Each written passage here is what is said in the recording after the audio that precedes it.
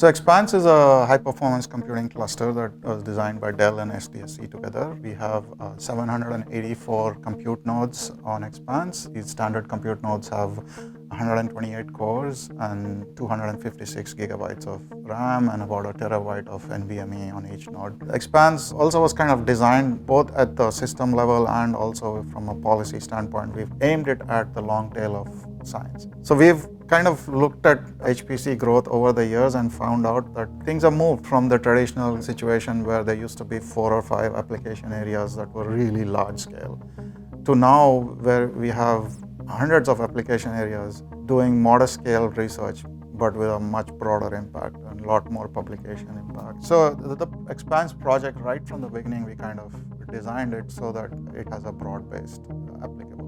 What that does is basically gives you enough capability within a rack to kind of do most of the research computations that you need, and saves a bit on the networking costs, like the going between racks, and that allows you to get more resources elsewhere. So those sort of design decisions were made early on to kind of provide as much compute capability as possible for the general purpose.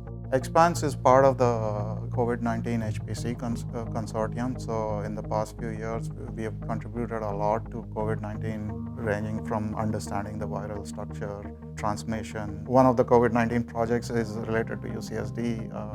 As you may know, they collect the wastewater samples and analyze results to figure out the spread of the virus. And part of that work is run on Expanse. So it's a direct impact.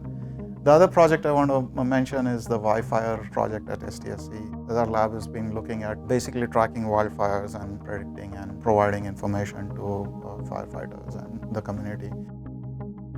Expanse was pitched to the NSF as an aggressively innovative workhorse.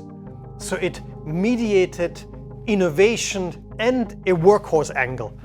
And I think that at this point, it has very much done the workhorse angle. It is a very heavily used, very versatile instrument that is applicable to a very wide range of science. Where I see more to come over its remaining lifetime is the innovation aspects. We have just scratched the surface on composable systems research. And that aspect of Expanse, there's still a lot to do. There's a lot of life in it that will just be doing things that we've never seen before.